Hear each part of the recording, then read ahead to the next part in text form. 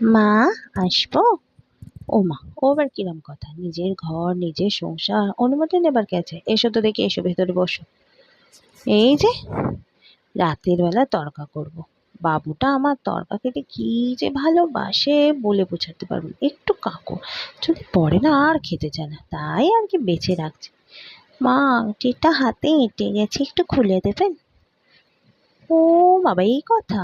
সে তো বাবুকে বললেই পারতে। দাও, কই দেখি।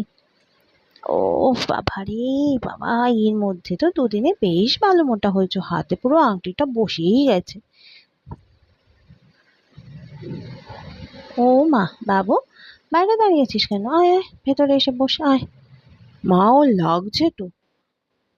ও মা, এখনই এত! এরপর কি হবে রে? তোর বউয়ের জন্য তুই পাশের ঘর থেকে ছুটে এসলি মাকে দোষ দিতে? ও মা গো, গো তোমরা কি কোথায় আছো গো? এসো, দেখো আমার কোলের বাবু আর আমার নেই।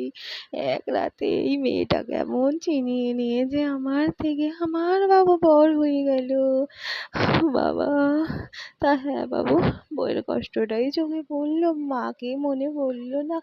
মা কত কষ্ট করে তোকে বড় করে তুলেছে, আর সেই মাকে তুই এইভাবে দুঃখ দিলি? না, না, না, না, আর কি বলবো, আমার সব চলে গেল। আমার ছেলেটাকেও পর করে নিল। ঠিক করেছিস, যা করেছিস ঠিক করেছিস। ওই বইয়ের কথা শুনে মাকেই তো কষ্ট দিয়েছি। ভালো করেছিস, ভালো করেছিস। আর কিছু চাই না। আমরা আর কদিন, বয়স হয়েছে, কোন দিন মরে যাব। হয়ে যাবে।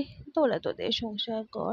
একটা কাজ করবি বাবু, তোর আর আমার বাবা দুটো কাশির টিকিট কেটে দে, আমরা চলে যাই। তুই বউকে নিয়ে থাক, এই বউ তোর আপন হয়ে থাকবে। আমরা আর কদিন বাবা, আমার সব চলে গেল। হায় হায় হায়।